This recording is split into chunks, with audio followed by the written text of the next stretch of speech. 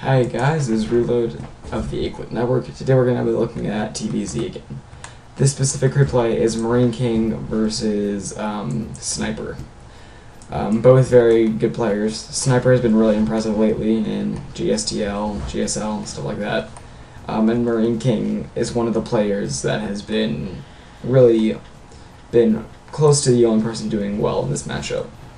We're going to look at a great safe style that he does that is a great combination of greedy and safe. So, CC first. This, I think, is going to become the new standard just because how good it is. You can do 14 or 15. I'm starting to like 14 a lot more just because it actually comes out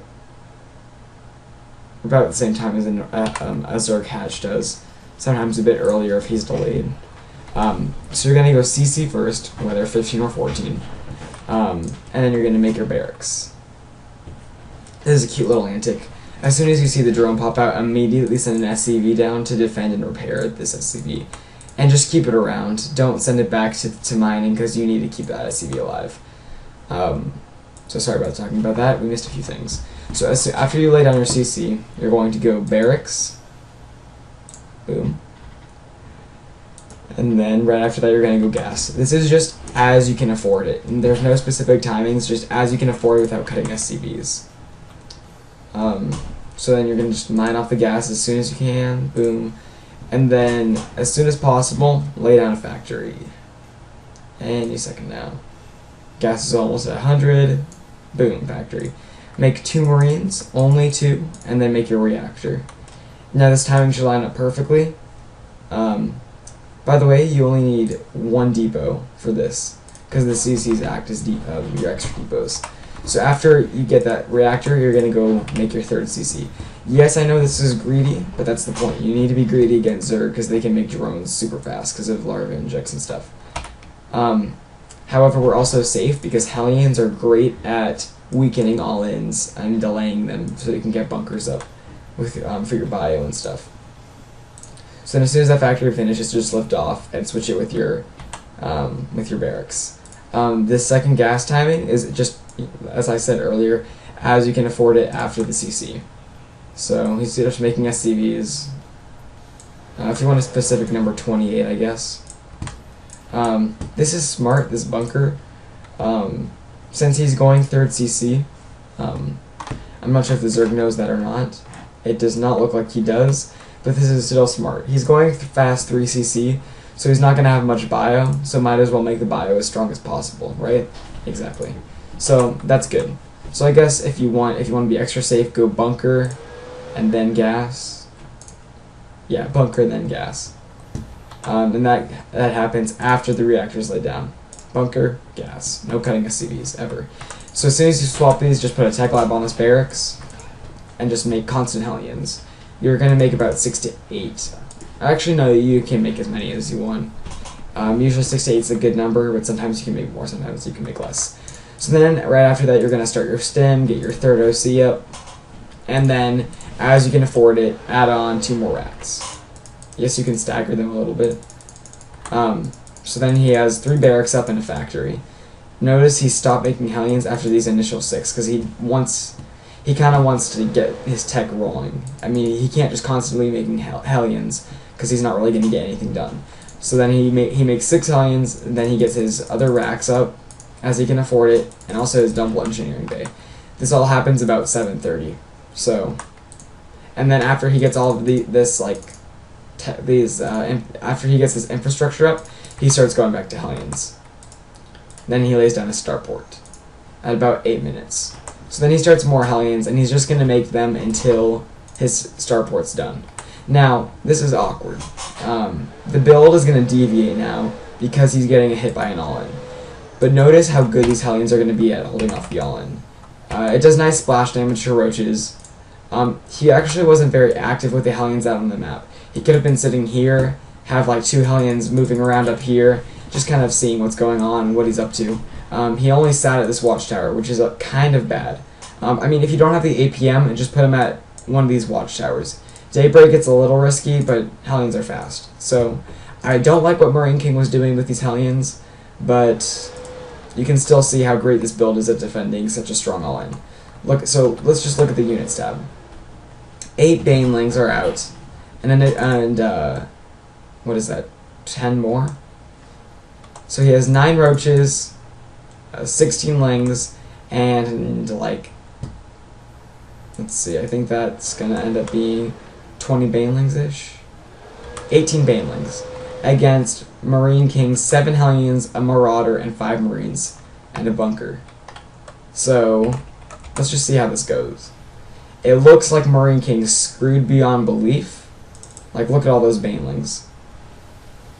But because of Marine's solid infrastructure, good positioning, and hellion control, he cleans this up without taking too many losses. That hurts. But he holds it off pretty decently. Yes, he lost his SCV advantage quite significantly, but he has tech and sniper doesn't. He also has a 3rd CC, and they're all OCs, which means extra mules.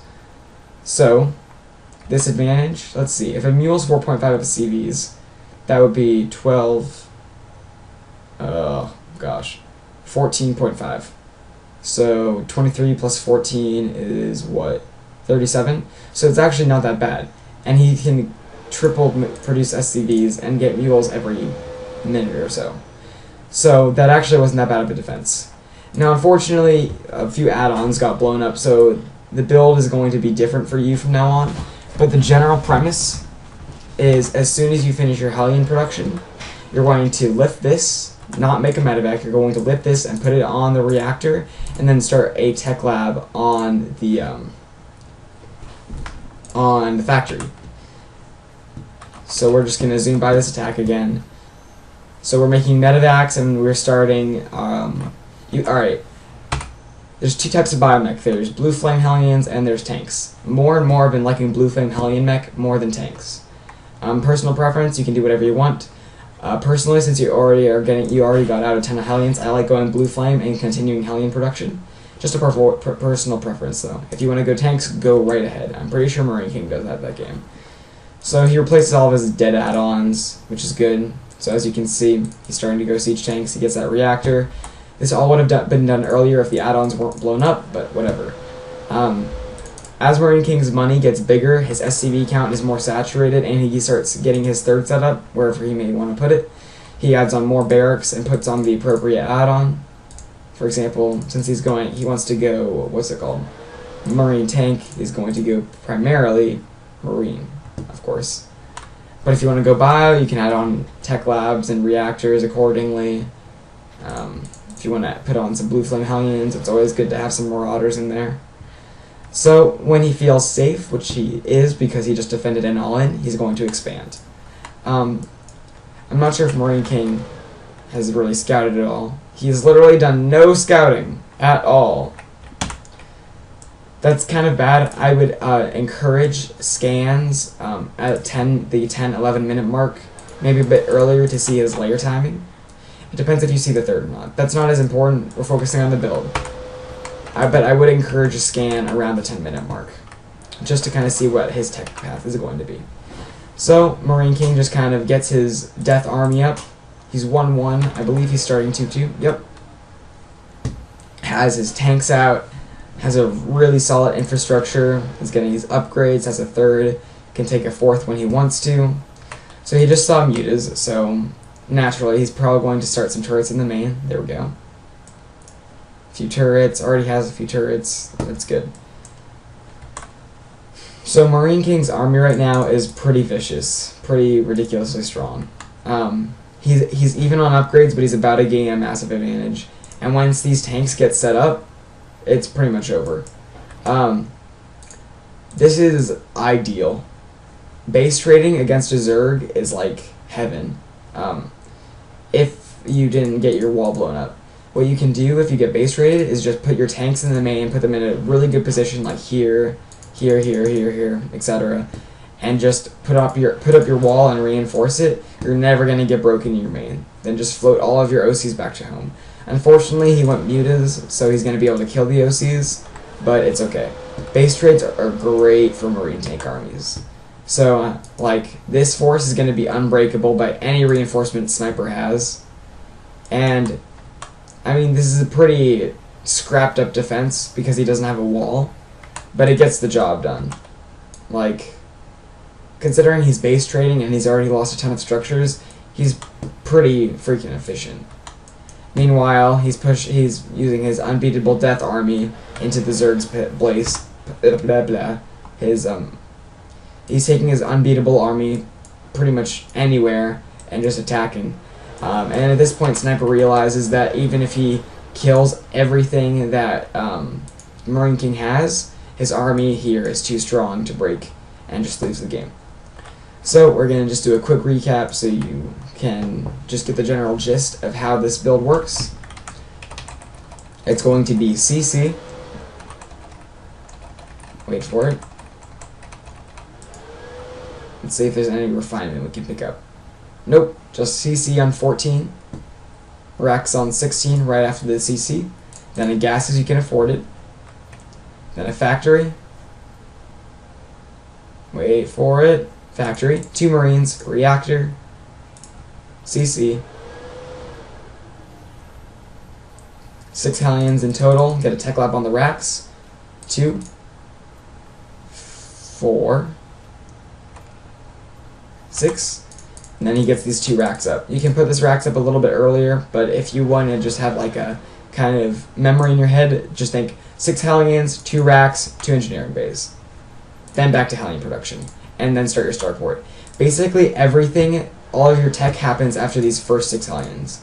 Why 6 Hellions? It's just a good number because of your it's when your economy starts to kick in. So 6 Hellions, 2 racks, 2 E-bays, a starport. And that's basically the opening. And from there, deviation is as you need. Add on more racks, add on more factories as you want. This opening is super solid. Like I said, it's the perfect combination of greed and safety.